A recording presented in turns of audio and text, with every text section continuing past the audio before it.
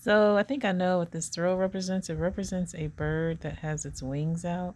And so first I'll show you the bird's legs, and then I'll show you the feet on the bird.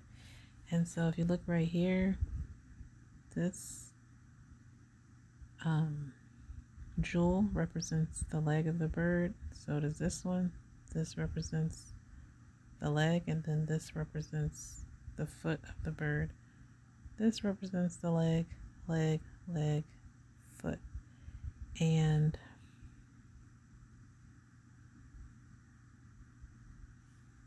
the bird's head is right here. This one, this one, this one, this one, this one. This is the bird's beak.